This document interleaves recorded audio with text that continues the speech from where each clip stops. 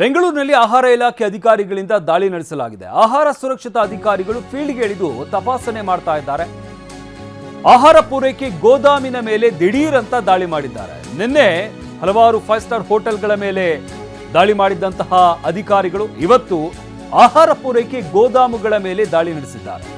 ಗೋದಾಮಿನಲ್ಲಿ ಇದ್ದ ಆಹಾರ ವಸ್ತುಗಳ ಪರಿಶೀಲನೆ ನಡೆಸಿದ್ದಾರೆ.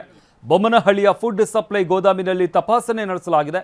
ಆಹಾರದ ಗುಣಮಟ್ಟ ಸುರಕ್ಷತೆ ಬಗ್ಗೆ ಅಧಿಕಾರಿಗಳು ಪರಿಶೀಲನೆಯನ್ನು ನಡೆಸ್ತಾ ಇದ್ದಾರೆ. ಬೆಂಗಳೂರಿನಲ್ಲಿ ಆಹಾರ ಇಲಾಖೆ ಅಧಿಕಾರಿಗಳು ಇವತ್ತು ಕೂಡ ದಾಳಿಯನ್ನು ಮುಂದುವರಿಸಿದ್ದಾರೆ.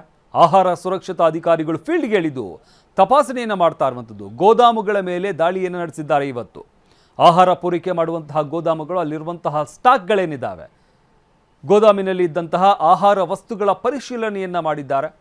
ಬೊಮ್ಮನಹಳ್ಳಿಯ ಫುಡ್ ಸಪ್ಲೈ ಗೋದಾಮಿನಲ್ಲಿ ತಪಾಸಣೆ ನಡೆಸಲಾಗಿರುವಂಥದ್ದು. ಆಹಾರದ ಗುಣಮಟ್ಟ ಸುರಕ್ಷತೆ ಇದೆಲ್ಲದರ ಬಗ್ಗೆ ಅಧಿಕಾರಿಗಳು ಪರಿಶೀಲನೆಯನ್ನು ಮಾಡ್ತಾ ಇದ್ದಾರೆ. ಈ ಗೋದಾಮುಗಳಲ್ಲಿ ಯಾವ ರೀತಿಯಾದಂತಹ ವ್ಯವಸ್ಥೆ ಇದೆ, ರೂಲ್ಸ್ ಫಾಲೋ ಮಾಡ್ತಾ ಇದ್ದಾರಾ? ಯಾಕಂದರೆ ಇದೆಲ್ಲವೂ ಕೂಡ ಆರೋಗ್ಯದ ಜೊತೆ ಚೆಲ್ಲಾಟ ಆಡ್ತಾ ಇರುವಂತಹ ಕೆಲವೊಂದಷ್ಟು ಫ್ಯಾಕ್ಟ್ರಿಗಳು ಏನಿದ್ದಾವೆ ಅವುಗಳಿಗೆ ಬಿಸಿ ಮುಟ್ಟಿಸಬೇಕಾದಂತಹ ಅನಿವಾರ್ಯತೆ ಇದೆ. ಅದರಿಂದಾಗಿ ಆಹಾರ ಇಲಾಖೆ ಅಧಿಕಾರಿಗಳು ಈಗ ನಿರಂತರವಾಗಿ ದಾಳಿಗಳನ್ನು ಮಾಡ್ತಾ ಇದ್ದಾರೆ. ನಿನ್ನೆ ಕೂಡ ಹಲವಾರು ಹೋಟೆಲ್ಗಳ ಮೇಲೆ ದಾಳಿ ಮಾಡಿದರು. ಅದು ಕೂಡ 5 ಸ್ಟಾರ್ ಹೋಟೆಲ್ಗಳು, VIP ಗಳು ಹೋಗುವಂಥ ಹೋಟೆಲ್ಗಳು. ಆ ಹೋಟೆಲ್ಗಳ ಗತಿಯೇ ಆ ರೀತಿಯಾಗಾದರೆ ಇನ್ನು ಸಾಮಾನ್ಯ ಹೋಟೆಲ್ಗಳ ಗತಿ ಏನು? ಅದರಿಂದಾಗಿ ಆಹಾರ ಇಲಾಖೆ ಅಧಿಕಾರಿಗಳು ಹಲವಾರು ಕಡೆ ದಾಳಿಯನ್ನು ಮಾಡ್ತಾ ಇದ್ದಾರೆ. ಇವತ್ತು ಆ ದಾಳಿ ಮುಂದುವರಿತಾ ಇರುವಂಥದ್ದು. ನಿನ್ನೆ ಹೋಟೆಲ್ಗಳ ಮೇಲೂ ಕೂಡ ದಿಢೀರಂತ ದಾಳಿ ನಡೆಸಿ ಆಹಾರ ವಸ್ತುಗಳ ಗುಣಮಟ್ಟ ಪರಿಶೀಲನೆಯನ್ನು ಮಾಡಲಾಗಿತ್ತು. ಪ್ರತಿಷ್ಠಿತ ಹೋಟೆಲ್ಗಳಿವೆಲ್ಲವೂ ಕೂಡ ಆ ಹೋಟೆಲ್ಗಳಲ್ಲಿ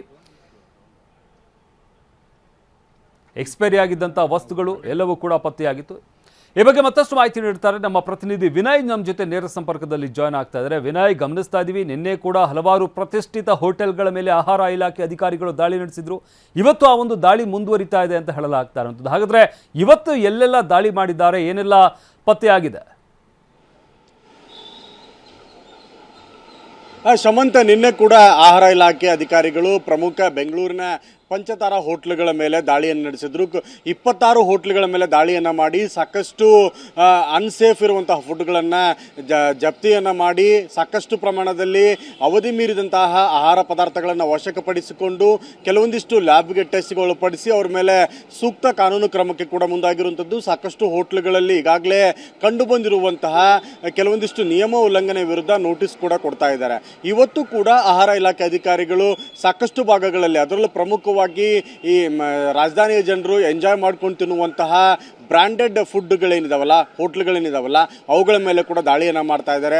ಕೆಲವೇ ನಿಮಿಷಗಳಲ್ಲೂ ಕೂಡ ಸಾಕಷ್ಟು ಪ್ರಮಾಣದಲ್ಲಿ ಎಲ್ಲೆಲ್ಲಿ ದಾಳಿ ಆಗಿದೆ ಅನ್ನೋ ಮಾಹಿತಿಯನ್ನು ಕೂಡ ಆಹಾರ ಇಲಾಖೆ ಅಧಿಕಾರಿಗಳು ಕೂಡ ಹಂಚ್ಕೊಳ್ತಾ ಇದ್ದಾರೆ. ಪ್ರಮುಖವಾಗಿ ಇವತ್ತು ಬೆಂಗಳೂರಿನ ಬಹುತೇಕ ಭಾಗಗಳಲ್ಲಿ ಏಕಕಾಲಕ್ಕೆ ದಾಳಿಯನ್ನು ಮಾಡಿಕೊಳ್ಳೋದಕ್ಕೆ ಪ್ಲಾನನ್ನು ಕೂಡ ಮಾಡ್ಕೊಂಡಿದ್ದಾರೆ. 11 ಗಂಟೆಯ ಬಳಿಕ ದಾಳಿ ಕೂಡ ಆರಂಭ ಆಗುತ್ತೆ. ಪ್ರಮುಖವಾಗಿ ಒಂದಿಷ್ಟು ನಾನ್ ವೆಜ್ ಹೋಟ್ಲುಗಳಲ್ಲಿ ಸಾಕಷ್ಟು ಅವಧಿ ಮೀರಿದಂತಹ ಈ ಮಾಂಸವನ್ನು ಸಂಗ್ರಹಣೆ ಮಾಡಿ ಅದನ್ನು ಫ್ರಿಜ್ ಮಾಡಿ ಅದನ್ನು ಬರುವಂಥ ಗ್ರಾಹಕರಿಗೆ ಸಪ್ಲೈ ಮಾಡ್ತಾರೆ. ಜೊತೆಗೆ ಜನರ ಜೀವದ ಜೊತೆಗೆ ಚಲಾಟ ಆಡ್ತಾ ಇದ್ದಾರೆ ಅನ್ನುವಂತಹ ಸಾಕಷ್ಟು ಕಂಪ್ಲೇಂಟ್ಗಳು ಕೂಡ ಕೇಳಿ ಬಂದಿತ್ತು. ಈ ಹಿನ್ನೆಲೆಯಲ್ಲಿ ಅಧಿಕಾರಿಗಳು ನಿರಂತರವಾಗಿ ಇವತ್ತು 2ನೇ ದಿವಸ ಕೂಡ ದಾಳಿಗೆ ಮುಂದಾಗಿದ್ದಾರೆ. ಪ್ರಮುಖವಾಗಿ ಇವತ್ತು ಕೂಡ ವೇರ್ ಹೌಸ್ಗಳು ಏನು ದೊಡ್ಡ ಮಟ್ಟದಲ್ಲಿ ಬೆಂಗಳೂರಿನ ಬಹುತೇಕ ಭಾಗಗಳಿಗೆ ಸಪ್ಲೈ ಮಾಡುವಂತಹ ಫುಡ್ ಸಪ್ಲೈ ಮಾಡುವ ದೊಡ್ಡ ಫುಡ್ ಲ್ಯಾಂಡ್ ರೀತಿಯಾಗಿರುವಂತಹ ವೇರ್ ಹೌಸ್ಗಳೇನಿದಾವಲ್ಲ, ಬೆಂಗಳೂರಿನ ಕಾಂಡಿಮೆಂಟ್ಸ್ಗಳಾಗಿರ್ಬೋದು, ಹೋಟ್ಲುಗಳಿಗಾಗಿರ್ಬೋದು, ಸಾಕಷ್ಟು ಸೂಪರ್ ಮಾರ್ಕೆಟ್ಗಳಿಗೆ ಸಪ್ಲೈ ಆಗುವಂಥ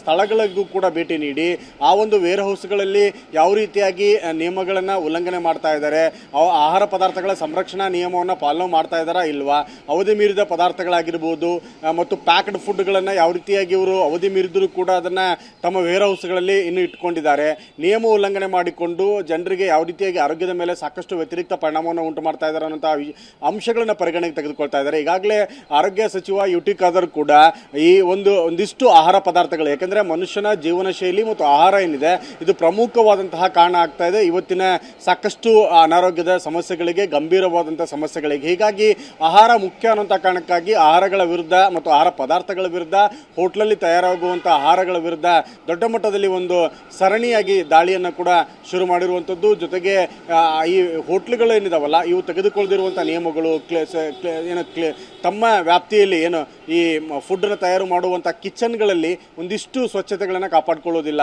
ಹೇಗೆ ಬೇಕಾದರೆ ಹಾಗೆ ತರಕಾರಿಗಳನ್ನು ಬಳಕೆ ಮಾಡುವಂಥದ್ದು, ಅವಧಿ ಮೀರಿರುವಂಥ ಹಾಲನ್ನು ಬಳಕೆ ಮಾಡಿಕೊಳ್ಳುವಂಥದ್ದು, ಮಾಂಸಗಳನ್ನ ಬಳಕೆ ಮಾಡಿಕೊಂಡು ಅದನ್ನೇ ಫ್ರೀಸ್ ಮಾಡಿ ಬೇಕಾದಂಥ ಸಮಯದಲ್ಲಿ ಅದನ್ನು ಪದಾರ್ಥವಾಗಿ ತಯಾರು ಮಾಡಿ ಗ್ರಾಹಕರಿಗೆ ನೀಡುವಂಥದ್ದು. ದೊಡ್ಡ ಮಟ್ಟದಲ್ಲಿ ಇವತ್ತು ನಾವು ಸಣ್ಣ ಪುಟ್ಟ ಹೋಟ್ಲುಗಳು, ರಸ್ತೆ ಬದಿಯ ಹೋಟ್ಲುಗಳ ಬಗ್ಗೆ ಅಲ್ಲ, 5 ಸ್ಟಾರ್ ಇಂದ ಹಿಡಿದು 3 ಸ್ಟಾರ್ 7 ಸ್ಟಾರ್ ಹೋಟ್ಲುಗಳಲ್ಲಿಯೇ ಸಾಕಷ್ಟು ಪ್ರಮಾಣದಲ್ಲಿ 26 ಹೋಟ್ಲುಗಳಲ್ಲಿ ಅನ್ಸೇಫ್ ಆಗಿರುವಂಥ ಫುಡ್ಡನ್ನು ಸಂಗ್ರಹ ಮಾಡಿಕೊಂಡಿರುವಂಥದ್ದು ಆಹಾರ ಇಲಾಖೆ ಅಧಿಕಾರಿಗಳ ಗಮನಕ್ಕೆ ಬಂದಿದೆ. ಈಗಾಗಲೇ ನೋಟಿಸನ್ನು ಕೂಡ ಕೊಟ್ಟಿದ್ದಾರೆ. ಇವತ್ತು ಕೂಡ ಅದೇ ರೀತಿಯಾಗಿ ಬೆಂಗಳೂರಿನ ಬಹುತೇಕ ಭಾಗಗಳ ಹೋಟ್ಲುಗಳಲ್ಲಿ, ಅದರಲ್ಲೂ ಸ್ಟಾರ್ ಹೋಟ್ಲುಗಳು, ಇಂಟರ್ನ್ಯಾಷನಲ್ ಬ್ರಾಂಡೆಡ್ ಹೋಟ್ಲುಗಳೇನಿದಾವಲ್ಲ ಆ ಹೋಟ್ಲುಗಳ ಮೇಲೆ ಇವತ್ತು ಕೂಡ ದಾಳಿ ನಡೀತಿರುವಂಥದ್ದು. ಶಮಂತ್, ಧನ್ಯವಾದ ವಿನಯ್ ನಿಮ್ಮೆಲ್ಲ ಮಾಹಿತಿಗಾಗಿ.